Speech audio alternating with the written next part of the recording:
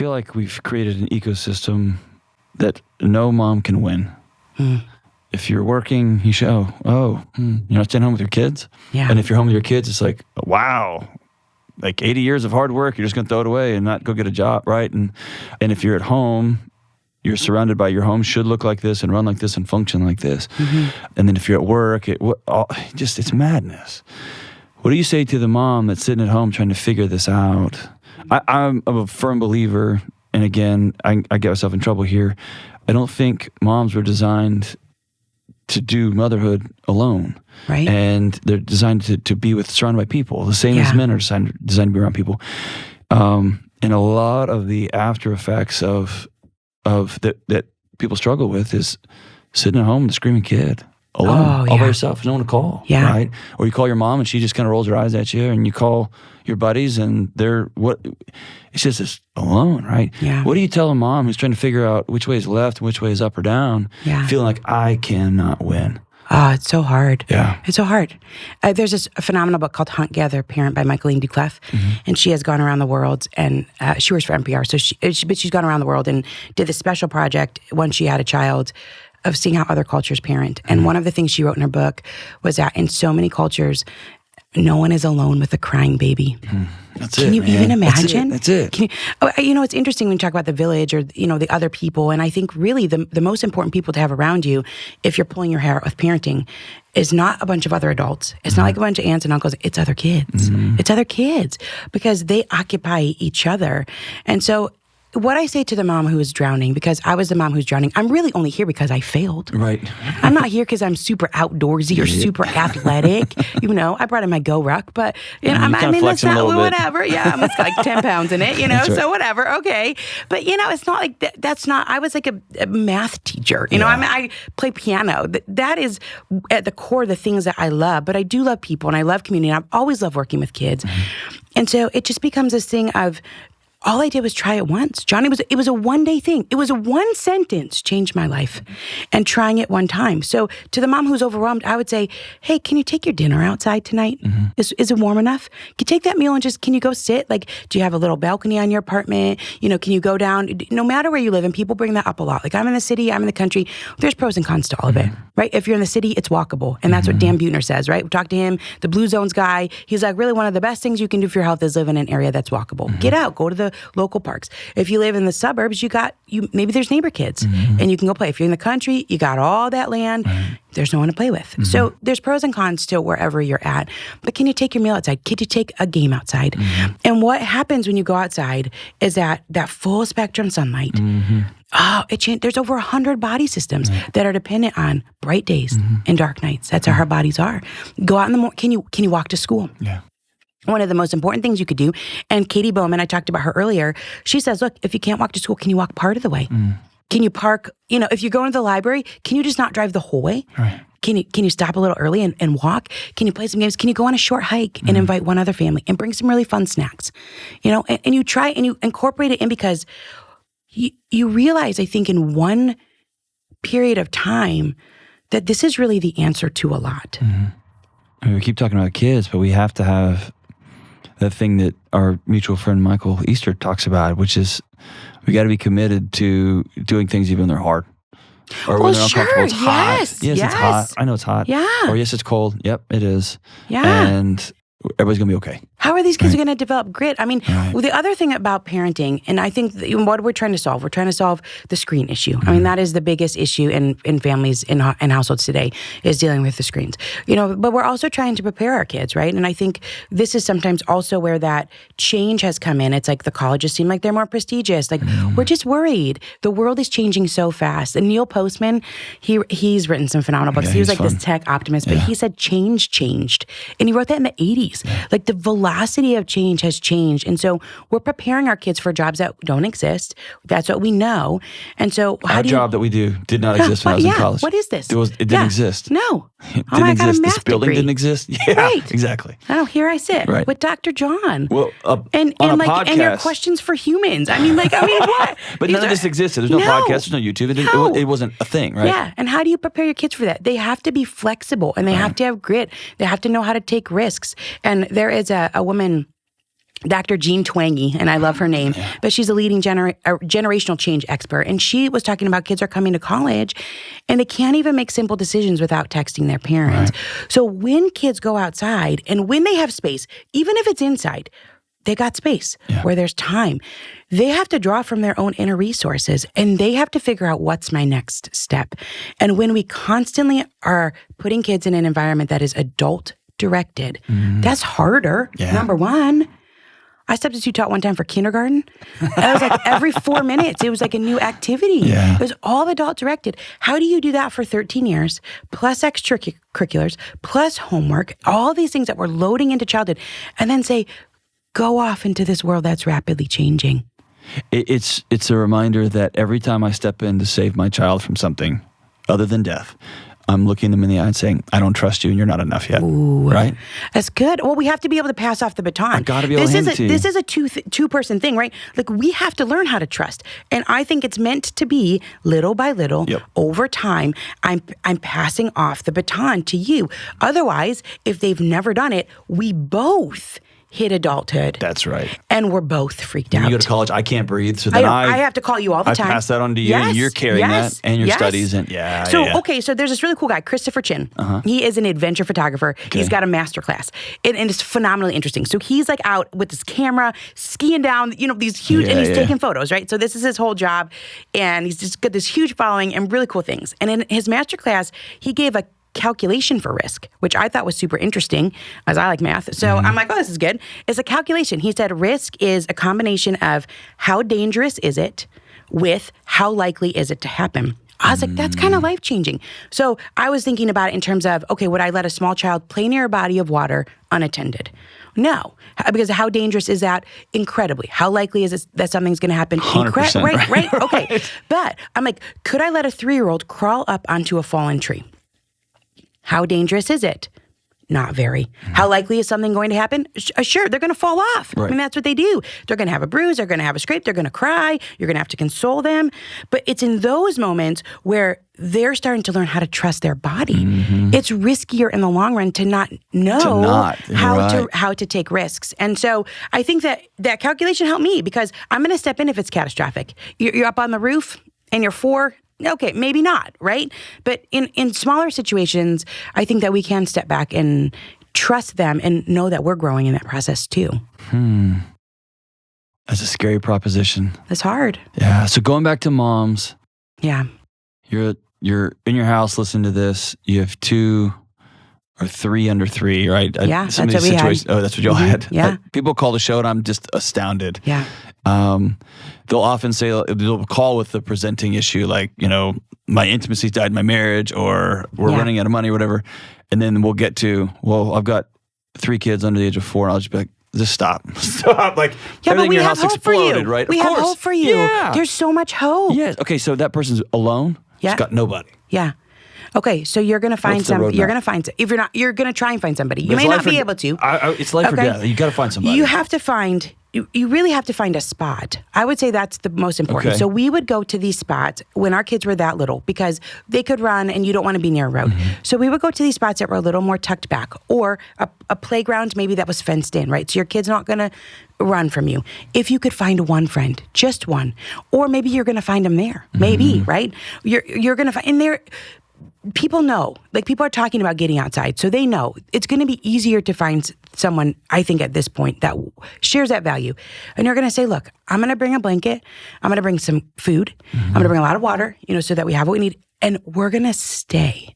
And I think that's the key. We have siphoned things off into these little chunks. And so then we're running ragged. I mean, I remember, John, it would be like 11 a.m. And I had taken the kids to the library program. I love the library. Okay, library program's great. But in order to get 3 small children to the library, they're all nursing. They're all in diapers.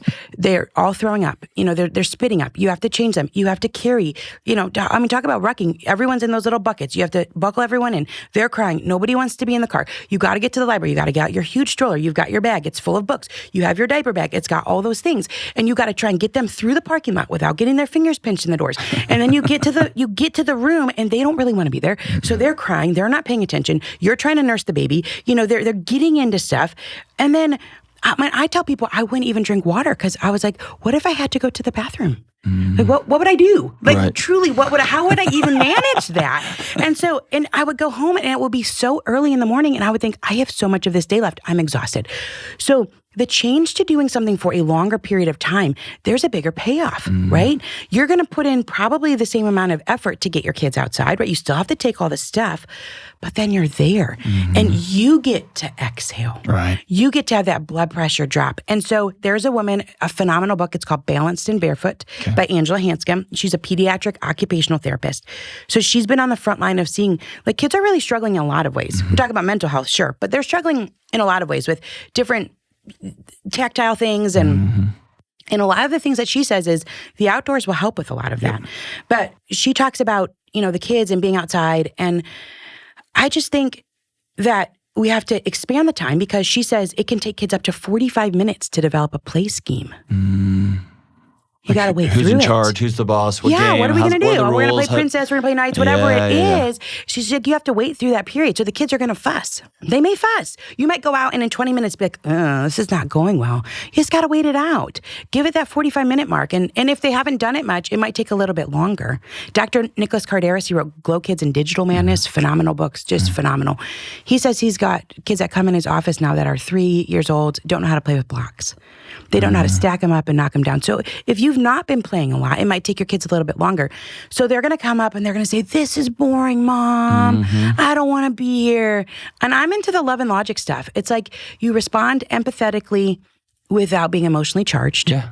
And I would just say, and now my kids don't do this. See, it does change in time. Like they learn how to draw. Kim John Payne says the best babysitter is your kid's imagination. Long term. Right? Long term, that's what you want. You want a kid that can occupy themselves because they love life and they have things that they want to do. But in the short term, you're just going to have to say things like, it's okay to be bored. Yeah. That's all right. I trust you'll find something to do. And you just say it on a loop. And then eventually they're bored of hearing you say that same thing. And off they go to find something to do. And that it really does work. It's transformed my home. Yeah, in a pretty profound way. I read this really cool thing in a book called Opt-Out Family, which isn't out yet, but might be out by the time this is out, by Erin Lochner. And she wrote a book also called Chasing Slow, which is, such a good preface. Like, we have to chase this. Yeah. It's the reason that we have a goal. We have a goal to get outside because it's hard. Right. It's hard to set that time aside. It's hard not to fill with other things. But she talked about in this book, this idea of watermelon versus candy. She's like, if I put out a bowl of watermelon after dinner, my kids are clamoring for it. Like, everyone, or on a hot summer day and you bring out a bowl of watermelon, you just slice it, it's cold out of the fridge. Kids, she goes, but if I put out a bowl of candy, every single time, my kids are going to choose the candy over the watermelon. Yes. And so the premise was, and I actually thought this was so freeing. It was like, give kids time when the only option is the watermelon. So that they don't have to be, they're having to choose. They're having to use those resources to choose. They can't, neither can we. The game can be. And I don't think it's fair to always have them be the ones that you choose for them. That's what my parents did. Long before any of these podcasts existed, we had a limit of the amount of shows that we could watch. Right. And that was freeing because when you can't do it, you're free to open up your world to all the other things that are out there that are fascinating and interesting. And so it's a gift we give our kids. Like boredom, this came out, John Payne, he wrote a book called Beyond Winning. It's about youth sports culture. Oh, jeez. Which is a phenomenal book, one of my favorite I've ever read. He wrote it with Luis Fernando Llosa. And there's a statement in there that says, and I think this is big, and maybe he circles all the way back to the beginning. When your kids are bored, you have not failed. Yeah. Oh, I think we need that reminder. Yeah. We always feel like we're failing. Yes. Like we're losers. If our kids aren't happy. Put that on your fridge. When your kids are bored, you have not failed. My favorite piece of parenting advice I've ever heard in my life comes from Jack Black. And it just said, I love that. Don't make a happy kid happier. Like he saw his kid outside in the mud with a stick or something, and he's like, I'm Jack Black. And he said, I ended up 6 hours later with a kid who was over-sugared, overstimulated, because I took him to this, we had to drive through this, we had to drive through and pick up this. He said, my kid was having the time of his life, sitting in the mud, playing with a stick. And what I should have done is got down there with him. And we would have had an enormous day, right? Can we talk about, people I know calling your show all the time, and we're sitting here at Ramsey, and it's like childhood could be a very expensive proposition. It's insane. Here's a stat for you. It's from a book called Smart Moves by Dr. Carla Hanford. Dr. Carla Hanford is in her 80s, but she says this: elderly people who dance regularly have a 76% less chance of developing dementia. That's a pretty high stat. And so the point is that when we move our bodies in complex ways, which kids innately do when they're outside, right? They try. Like, that was one of the things I noticed right away. As soon as we started getting outside, I was like, this is just for me. I feel better. I feel more present. I feel less ragged. And I think that if I'm a better mother, our house will run better. Sure. But I noticed immediately, John, like our kids were thriving. They're eating better. They're sleeping better. They're getting along better. They're playing better inside. We haven't had to go for a doctor's appointment for any acute, and I've got a lot of kids, and we've been doing this for a decade. Like, it's helping their lymphatic system. So I started to notice right away, but they're always like, look at me, Mom, look at me. And they're climbing up a little bit higher. They're getting up over the fence. They want me to watch. So complex movements enhance and protect the neural wiring in the brain. Yeah. That's what I want. I want my kid for the world that's coming to have a quick and adaptable brain. And you do it with other people. Yes. And then they're learning social skills and they're right. scaffolding up and scaffolding down. Like, if you have a child that has developmental delays and you're able to go outside in a group of mixed age, Dr. Peter Gray says mixed age is where it's at. Like, this is, or if you go outside, then your child, maybe they're super athletic and so they can go off with the older kids, or maybe your child is a little bit developmentally delayed and there's friends there. And kids, you know how kids grow at all different rates. You don't know that this kid is 7 and that you don't know that just by looking at them. So they find playmates. And I think that's a beautiful thing too. If you have a group of friends and you've got toddlers through teens, that's a good situation to be in. I keep thinking of, as you're talking, but what about? Yeah. And the thing that popped up was, okay, what about the mean kid? There's always a mean kid. And I remember a buddy of mine who's a therapist, who's just a brilliant therapist. He said this 20 years ago. He said, the way we're handling bullying is gonna bite us hard. And I said, what do you mean? And he said, we're trying to do away with bullies, which is good. But we've stopped teaching kids how to deal with and respond when they're bullied, and we're robbing them. And I was like, okay, whatever, dude. And that has come home to roost. As you have a group of kids that you get shut down. I worked with college kids for 20 years. They can't handle a C. They don't have the cognitive wiring for a C. They implode, right? They turn to ash. They don't have the cognitive wiring for a bad breakup. They don't have the cognitive wiring for mom's not there to answer that question. I don't know where to get my tire fixed. I don't know what to... Yeah. Ooh, when they end up in the dean of students, right? I mean, it's not their fault. And this is a change. It did not used to be this way. Overnight. Yeah. They're losing the resolve. There's a phenomenal book, John, about bullying. It's called Emotionally Resilient Teens and Tweens by that Kim John Payne. And I read it in preparation for a talk. And at that stage in life, we didn't need the information. And then all of a sudden we did. Sometimes it happens like that. I was actually really surprised by the premise of the book. He goes through every different type of bullying in story form and has someone who's been through it kind of talk about how they made it through. Because he says, some kids get bullied and some kids don't. Like, what's really going on? But the premise of the book, he said, was to strengthen the family base camp. To be a safe harbor that your kid can come home to. And then you teach them to stand in their own power. Sure. That's the premise of the book. And but a kid can only stand in their own power if they're anchored to something bigger than themselves. That's it. But you know what I thought, John? I thought, this is a little bit too simplistic. And I think kind of a lot of these things that we talk about, we discount maybe because they sound too simple. Like, well, I can just go sit at a park and my kid is going to grow. My kid is going to grow into the person they need to be. And I'm sitting at a park and I'm maybe sitting over the side reading your book. I've got, that gives you a time to read your books. And if your kids are old enough and you're away from the road and it's safe, you've got a little bit of time to invest in yourself. Or you could do a little workout over on the side, whatever it is. You all of a sudden have bought yourself time and it feels almost lazy. It almost feels too simple. It feels irresponsible. But how are kids going to adapt if they don't ever get those opportunities when they're kids? And that's what we're seeing. And, man, then we'll move on from this topic. I think it's important to note that if I am a stay-at-home parent or if I'm a just flying in from work parent, that tension and that angst and that frustration and that boredom and that I feel like I'm not producing, right? I feel lazy. Our kids absorb that and they blame themselves and they try to solve that and they can't carry that, right? They can't, their job isn't to make sure we're all okay. That's our job, right? And if something, I love watching the arc of it all, like in diet nutrition and in mental health, all of it is arcing towards often the simpler the better. What if it doesn't have to be so hard? I'm going to tell you a story. Our oldest is 15. He just got his first internship. Okay. Paid internship. Yeah. He's super into video stuff. Like, I mean, he would love this, his cameras, and that's what he's interested in. And we've tried different things, and I mean, he just loves that. That's his bent. And he gets his internship, and fills out an application and does all the things. Do you know they didn't ask him what age he learned how to read? No. It wasn't on there. He learned him when he was 7 in the 2nd grade. I mean, he played his whole childhood. He just played 2nd grade. I mean, that's like remarkably late in today's, and it didn't matter long term. So I think a lot of these things that we feel like matter so much, maybe they don't. Yeah. And maybe there's another really good book by Linda Flanagan called Take Back the Game, where she's also talking about youth sports culture. And here's what she says. She says, how are we presenting adulthood? Right. Are we presenting adulthood that all we do is sit on the sidelines? Yeah. Every single game we come and and yell just and scream? Yeah, that's all we do. That's all adulthood is. She's like, no, cultivate your life. Yeah. Like, have relationships. Miss some stuff. Yes. Go to the championship, but miss some stuff because you're out there living a life. You're not sitting. She's like on the sidelines in the fetid expanse. I mean, it's a funny book. I mean, she talks about all this stuff, and it's like, oh, I think that there's validity in that, and also there's people that wrote in that said, in retrospect. We lost all of those Saturdays. I don't remember specifically any of those soccer games, but in our family, I remember the hikes we've been on. You remember because it's all sensory. All those sensory things contribute to development and memories. So when you do the same thing over and over again, Mike Rucker talks about this in the book called The Fun Habit. When you do the same thing over and over again, your brain encodes it as one memory.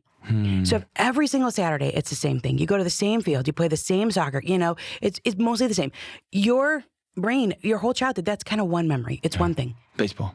Yeah. But if you do a bunch of different things and you go a bunch of different places and you go to a couple of different parks, you go to the zoo, those make your life feel more full because they're new memories. Yeah. Man.